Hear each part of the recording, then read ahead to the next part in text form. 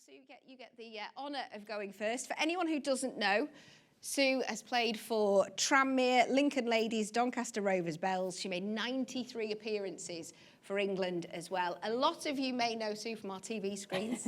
You are on a lot. You're a double act with Stephen Warnock, quite a lot. Yes.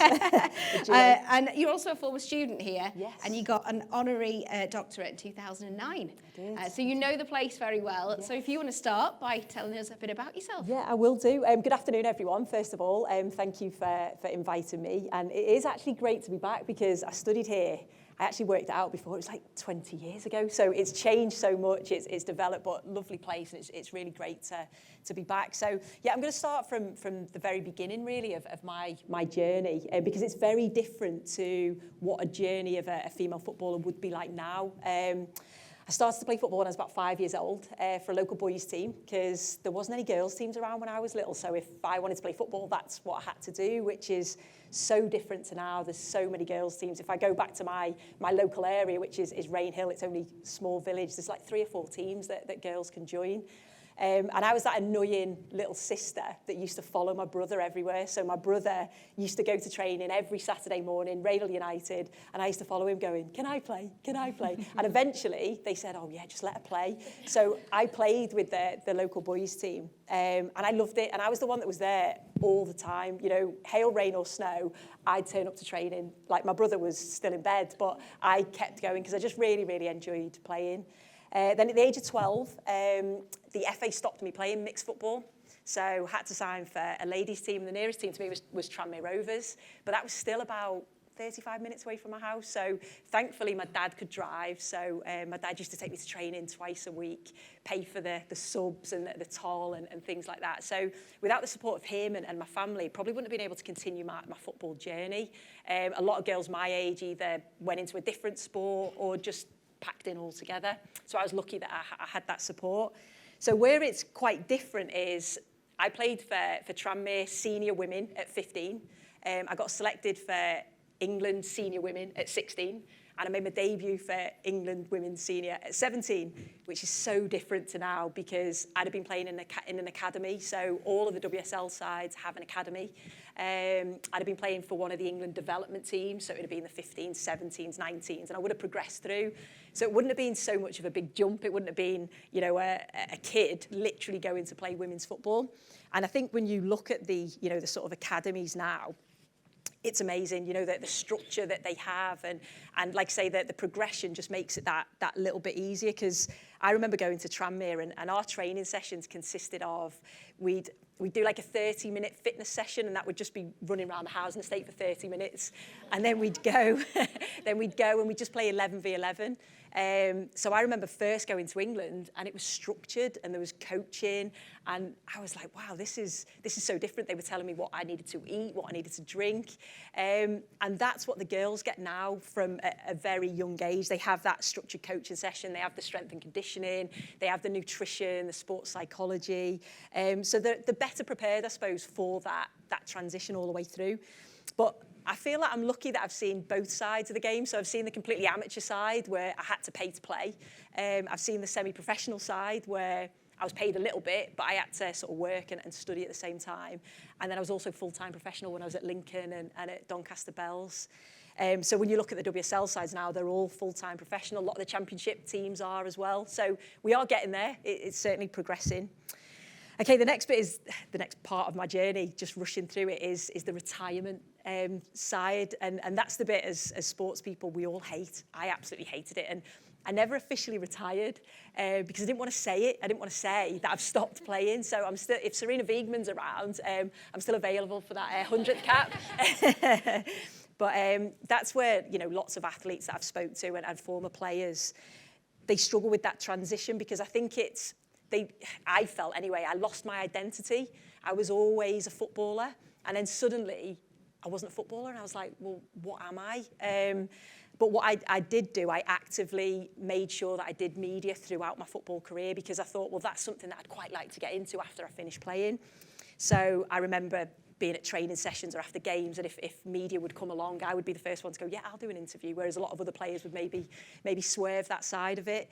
FA Cup final was always on BBC every year. If I wasn't taking part or playing in it, I would make sure that I'd be a pundit or a co-commentator on that. And then I remember the Olympics. I did my ACL just before the Olympics 2012. Absolutely gutted as a player, but made sure that I was a part of it in the media side. So coming towards the end of my career, I was thinking, what am I going to do? Is it time to start focusing on my media stuff? And I was getting opportunities that I was having to turn down because I was still playing and training. So I thought, you know what, I'm going to take a year out and I'm going to see what my media is like and how it progresses. And thankfully, it progressed really well. And even though I missed football, I was getting a buzz out of doing this media. So I just continued really from that. And it's very similar to football. If you think about it, you prepare all week, like you train all week. You have that sort of game at the weekend, or you have that show at the weekend. So you're a bit nervous in the build up to that. You perform, hopefully, you do a good job, you have a good game, and you feel good after yourself, and you think, oh, yeah, I did quite well there. Or you have a stinker, and you're in a mood for the rest of the day or the rest of the week. But I don't know if there's any other profession that I would have probably felt like that or got those sort of emotions from. And as well, the thing that is very similar to football is how competitive it is. You know as a footballer, if you don't perform, you know that you're going to get dropped. There's someone on the bench that's going to come in and take your place. Very similar in the media. If you don't do a good job on your show, there's somebody just waiting around the corner to take your position. So I like that. I like that sort of pressure. And I feel that it drives me to be better. And like I say, it really gives me a buzz. So I prepare really hard. I work a lot. I watch football all of the time. It must be an absolute nightmare to live with. I think if you said to me what's happening in the soaps or what's a good Netflix series, I wouldn't have a clue. But if you say who's top of League One and who's potentially going to get relegated, I'd know. I'd be able to tell you. So I think, like I say, I love the media, so I love what I've gone into. But the only downside for me has been social media. So that's something I'm just going to move on to now. And we all know social media can be a really good place. It can be positive in terms of if you're promoting charities, or I do a lot of my research from social media. Twitter gets everything first, doesn't it? Whenever you want to know anything, I always look on Twitter because it's always there. You can get positive feedback, which is always quite nice. But I might finish a show and have a little look through, and I might get 9 really nice comments. I get one horrible comment, and that's the one that sticks. That's the one that you remember. It's strange, but it does. And I totally get that football's about opinions. That's what we all love about football. I might say to you, I think Manchester City are going to win the Premier League this year.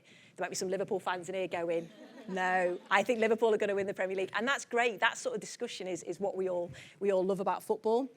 But it's when someone says, well, I don't agree with your opinion, and it's because you're a woman. That's the thing that gets me. And I've spoken to other colleagues where they've said similar things, where they've had stuff that, they don't agree with them because of the gender, because of their sexuality, because of the colour of their skin. That's where it's out of order. That's where it's wrong, and that's where it needs to change. So somebody actually, I suppose the worst experience that I had in the media was I do a football show with Stephen Warnock on a Monday. And when I first started doing it, it was about 4 years ago. And in the media, you know that things can happen and change very drastically, quite quickly. So we were supposed to be doing a Premier League talk. I think we were supposed to be talking about Arsenal. So I'd all prepped on Arsenal. Suddenly that wasn't happening, and we started to talk about Sheffield United, which I hadn't done a lot of prep for, because I didn't know that was going to happen. So we started talking about Sheffield United, and I missed out that they had a striker called Billy Sharp, who's one of their own, who's very big striker in terms of that. Somebody clipped that little piece of me forgetting about Billy Sharp, put it on social media, put it on Twitter. I had a barrage of abuse. I mean, day after day. I remember driving home from London and my phone kept flashing. And I thought, well, it's okay if someone's saying, oh, you've got that wrong, you forgot about Billy Sharp. I get that's okay. But it was the name calling, it was the get back to the kitchen, which you don't think happens. It does still happen. They were the sort of things that got me, and it made me question what I was doing. And I remember speaking to my family and friends and going, do you know what? I'm just going to get a job where I don't have this sort of criticism, and I won't get this sort of abuse if I make a mistake. And thankfully, I've got a good support network around me, and they were sort of saying, get back, you need to get back in, you need to get back in quickly. But I was thinking, what do the other pundits think? What do the presenters think? Do they think I'm not very good? And I had a game a couple of days later, and they pretty much forced me to go back in. And I'm so glad that they did. I did it, did a good job, thankfully, and I got back and got through that. But that was difficult. And when I was in there, I remember speaking to one of the producers, and they actually told me something really good that's helped me whenever I get sort of negative criticism. And that's like, why do you take criticism from people that you don't know? People that don't mean anything to you. They're not your family, they're not your friends, they're not the producer or the director. They're just people behind the computer screen. They've not walked in your shoes, they've not done the job that you do, they don't know how hard you work. So why are you taking that to heart? And that sort of took the sting out of it a little bit. So now if I ever read anything negative, I sort of think of that, and it does help. So I know some of you might be sat there going, well, why do you stay on social media? Why don't you just go off it? Why do you not, don't read it, don't look at it? But I think, why shouldn't I? There is positive things, there is good things, it's good for research. So hopefully the media companies, the social media companies are doing their best to try and stop this, because, it's been a lot of high profile cases, as we know, that it is continuing to be a problem. So yeah, that's pretty much it from me. So that's a little insight into sort of my journey and some of the obstacles that maybe I've faced throughout. It's brilliant, as you say, Sue, because you've maybe had a different journey to what Simone will tell us about as well, just because, the age gap between you. Yeah. I just wanted to take you back then when you were playing as a child in boys' teams. Did you ever get comments? And I'm sure if any of the girls here, have played football, did you ever get, this is a boys' game? Oh, yeah, all the time. And because I was literally the only girl that played, so that was a regular occurrence. And I was known in my village as, like, they didn't really know my name, they just knew I was the girl that played football, because there wasn't anybody else that played. And even in school, there wasn't that many sort of girls that played football. So, yeah, and I think that's been a continuous theme. My parents would say to you that often parents would go up to them and go, you okay with your daughter playing football? Is that okay? And they were like, yeah, she's fine. She loves it, and they were very, they used to take me to sort of dancing and gymnastics and things like that. And if anyone's seen me dancing, they know I'm not very good. So, and they just knew that football was my passion and was something that I really enjoyed. And I loved all sports. At school, I took part in every sport, but I would always go back to football. So yeah, that's been a constant sort of theme, but I think it's getting a lot better now. I'm sure Simone will say, that now I think it's because it's on the TV a lot more, because there's so much more exposure to it. It just seems that girls play football. It's a natural thing. Yeah. Girls play football, boys play football. It doesn't really matter. And I've got a son, and he plays football, and he doesn't bat an eyelid if there's a girl in the team. Yeah. And that's really nice to see, I think, as well. Yeah. I think the next generation of boys, they just see it as something that girls play football with us, as opposed to whispering about it or calling names. You mentioned media. Obviously, I'm from media. I'm from BBC Radio Merseyside, so I do the sports show for them. It's interesting what you said there, and I don't know if any of you are interested in a career in media, and I'm sure it's something Dawn will look at as well later. You do put more pressure on yourself as a woman, and any women I've spoken to in sport media especially find they get criticised more because, as you say, go back in the kitchen. I've had it, it's a waste of a ticket, you go into a game. That type of comments still do come into you. I thought it was really good the way somebody offered you that advice. Yeah. Is it difficult though? Do you feel you have to work maybe harder than some of your male colleagues in the media? Do you prep more? Oh, if you see my prep, I've literally got prep like this, and you don't use half of it, but I do. But it's just to make sure, whether it's that comfort blanket, whether it is the extra prep, because I feel when I do women's football, that's fine. I very rarely get criticised, but as soon as you do, the first time I did Soccer Saturday, I remember the comments coming in like, why is there a woman talking about men's football? You've never played the game. I've not played Premier League, but I've played the game, and the game's very similar. And, in terms of, I quite like having male pundits on the women's game, and I think it just gives a different perspective. So, yeah, of course, you do prepare, but I think there's a lot of guys now know that they have to, because I think the standard's going up. So I think you can't just rock up anymore and just sort of go, well, I know football, I used to play. It is about making sure that you are fully prepared. So, yeah, as a female, I think I certainly do. Yeah, I do as well. Yeah. And anyone I seem to speak to, we all feel that if you make one tiny mistake, that will be focused on, whereas the men get away with making loads of mistakes. I'll tell you that now.